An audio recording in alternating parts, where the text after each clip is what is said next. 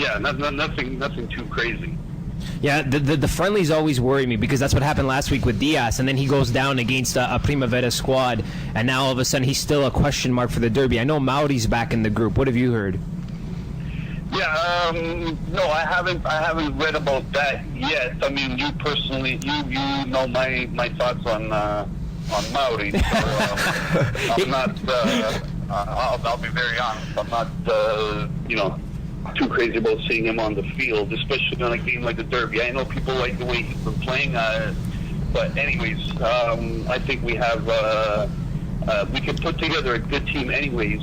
The problem is not the team or the players. In my view, the problem has been how Raya has been putting them on the field and how he's been having them play.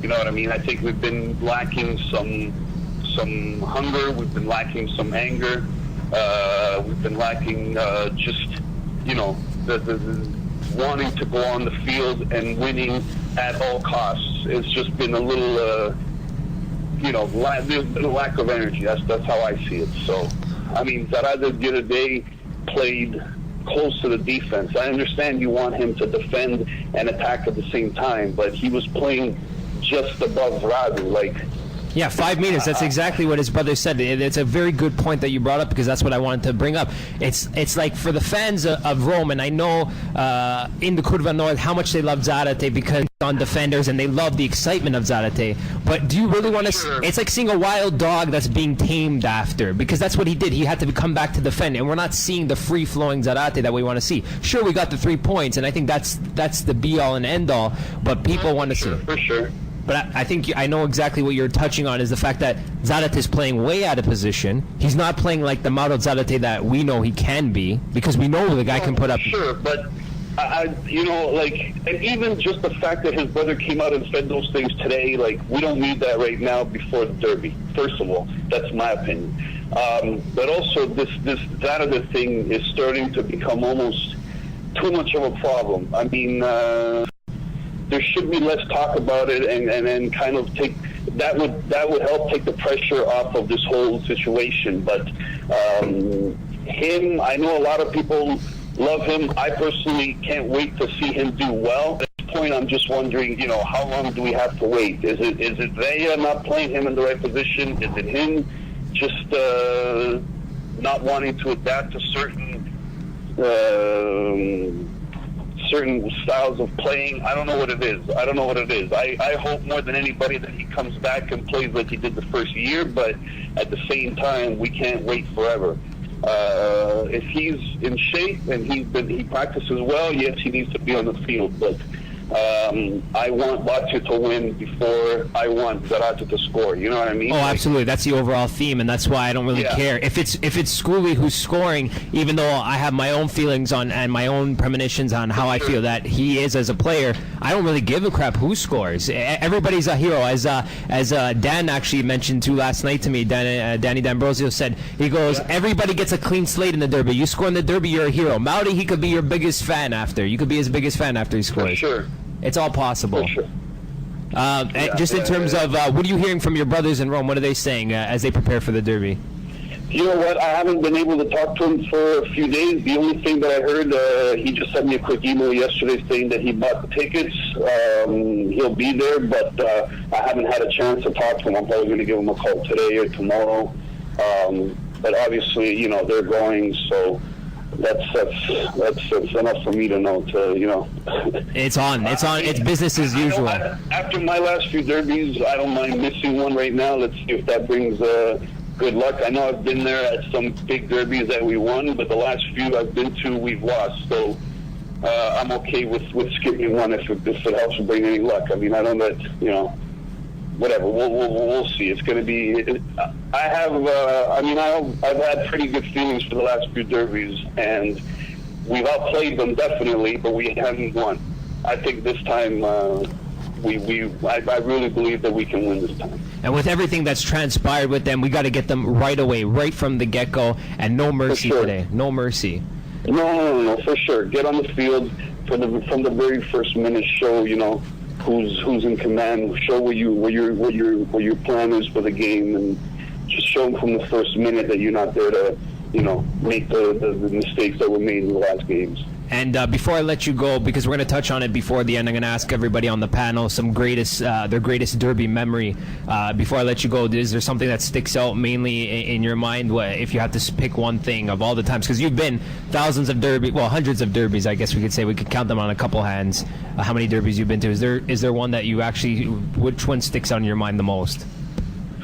I'd like to say two, just because they're both almost as important. Definitely the one where Gadzia scored and tied the game for us at about 5 minutes to the end. Just because it was very emotional. There was so much. People were waiting on Gadzia scoring so much to do something, and when he scored that time, it was really, really a big thing. And then when Cani scored and we won 3-1, that was also huge. January 6, 2005, who could forget that one? That was probably one that will always remain in my heart as well. Emanuele, thanks again for keeping us up to date with what's going on in and around Rome, and I hope to see you out Sunday at Curva Nord Bar, my friend. All right, man. I'll talk to you soon. Thanks for calling. Ciao.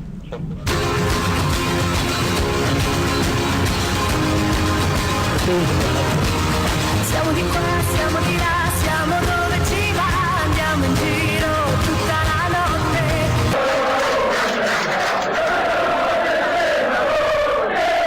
It's music to your ears. Back on the North Curve, heard from Emanuele De Donno. Before that, Signore Giuseppe Capua, who actually called us during the break again to apologize. What do you say, Paolo? Tell me. Sorry for the bad reception. That's it? What about his amazing English? It's fantastic. And his English that he has to work on. Yeah. Well, it's okay. As long as he does his talking with his feet, we hope to see him in the squad sooner rather than later. What's his take on everything going on with the derby? What have you heard from him? Well, that it's going to be hardly fought, and they're still angry about the first one, but the win's all that matters. And we talked to Emanuele, and I take myself back a year going through the Curva Nord section, walking up the steps, being harassed, I guess, Julian, you can attest this, you remember, being harassed, I guess, by the gate vendors, and then just hearing everything, the radios playing in the background, all the different shows, because remember the Lazio game started a little bit later than all the rest of them, so all the games were going on, and everybody had their radios on, checking to see what was going on in the Milan game. We knew that Juventus had lost to Inter the night 2 nights prior. We were watching that game at a bar. It was beautiful. The only 2 people in the place going for Inter. Yeah, that's right. We had a bunch of Juventini around there, Juventini sympathizers, which is something me and Paolo touched on. It's a funny thing is how much sympathy there is for these Romanistas going into the derby, especially now after losing into the Champions League, getting bopped 3-0 yesterday against a Ukrainian team of all 6-2 on aggregate. 6-2 on aggregate. I think it's very important that we bring that up. Just throw it out there. Just for statistical figures, of course. A red card, elbow, leg, cleat into the leg, same player, elbow and the cleat leg, the same player. I wonder what De Rossi's mom's thinking about it, but because I definitely know how the fans feel about De Rossi's mom. De Rossi. Yeah. Well, we'll leave it at that. It's all great memories, but it just reiterates how important this one is going into today, and we have a few solutions. It says to try to put Roma in difficulty right from the beginning. Is a quote straight out of Flocari's mouth. He says that he wants to thank all the Lazio fans because he's always felt close to them. And today, I don't think about the events of April 18, 2009 anymore, 2010. And he goes, and I want to give great satisfaction to the Lazio fans everywhere, even by scoring a goal. And the reason to snatch all 3 points in the Rome Derby on Sunday is there to exist. We're talking about a direct competitor for Champions League, first of all. Second of all, it's our hated rivals. The words can't express how much hate I have for this team that we're playing in against. Can you touch on it at all, Julian? And I'm going to collect myself because I hate them so much. Go ahead. Well, it's not like we have no reason to not like them. You know what I mean? There's antics that Francesco Totti's done in the past that's made us all despise his guts. And as we've seen yesterday, De Rossi's following his footsteps by throwing a nasty elbow to the captain of Shakhtar. And it's just how I can take a loss. But when you win by scoring penalty shots every game, I read on the forum, they've had 11 penalties this year alone. Is that in the league? Because it's definitely not including Champions League. 11. There's a bunch already in Champions League. And I'm gonna say about 6 of those are probably game winners, like we've seen against Lecce on Friday. Not to mention one goes down on the other side with the Moviola phenomenon of the Moviola. That's some words for one, sorry to interrupt, but go on. Some chants rather than. Oh, I don't know about that. Go on. We're gonna get pulled off the internet if we start doing those chants. Paolo, when I talk about the derby and everything that it comes to mind, you touch on it from a different perspective because you grew up in the Frosinone area and you're split. It's very hard to go in the Lazio region or in the city of Rome and find somebody who doesn't support either Roma or Lazio. And when this is a very special game for you because you say, in a way, these people are just like you. But me and you always have these disagreements when it comes to these people. So please touch on that. Well, you never want to see like, well, I definitely have the hate, but like I don't know. I just like I never saw them like as primary targets. I'd rather see Juve as a primary target because having to deal with the Juventus fans and they're like because Lazio and Roma are so close and like we can always argue like 3 Scudettos to 2, or you can argue a European Cup to more Coppa Italias and more Super Cups to But the thing with Roma and Lazio fans is. At the end of the day, these are people that you have to see. These are people you have to work with. These are people, you go to school with. These are people that are in your family. So it's always hard, and I'm always torn because it's cousins, it's best friends, it's everything. But, just for the game, like some of the best, happiest memories are of Lazio-Roma derbies. And in particular, not even wins sometimes. Like even the 2-2 tie when Nedved scored an amazing goal from... on top of the area there, and Castroman ties it with Lucas 94. Castroman. Who could forget? It was like a win. Legendary. Lucas Matthias Castroman, What a goal! 2001, and that was important in itself for keeping us in the Champions League that year. Who could forget? Some great memories that you touched on. For me personally, Emanuele already alluded to it. 2005, January 6th, Paolo Di Canio coming back to celebrate under the Curva Sud and is sticking it to them. Julian, what comes to your mind when it comes to derby memories? Obviously, being at the derby is so much different from watching it on TV. I mean, we went last year. We didn't come out victorious, but nonetheless, it was an experience that unlike no other. Like I remember tears coming to my eyes when Rocky scored that goal, and the goosebumps when you walk up the stairs and look over the Curva. You see the field. It's the goosebumps you get, and then. But my all-time favorite derby memory was March 19th, 2008. But I mean, extra time. I was in Dominican at the time. The Dominican Republic. Getting a tan? No. Of course getting a tan. Getting a tan, GTL. And then in the lobby, the computers you could use, right? But it took me over an hour to find a stream for this game. So I spent money trying. I spent about $50 a day using the internet. Last 20 minutes again, I finally get a stream. I'm sitting there all antsy. Behind me scores that goal. I ran around for about 20 minutes around the lobby. People looking at me like this guy's drunk already. It's 10 o'clock in the morning. What's this guy doing all boozed up already? Nonetheless, fantastic game. Best memory I ever had. Paulo, for you, is it the Castroman goal? What sticks out for you? I don't know. Probably because I remember celebrating so much tonight. Oh, that was amazing. That 2-2. Oh man, that was amazing.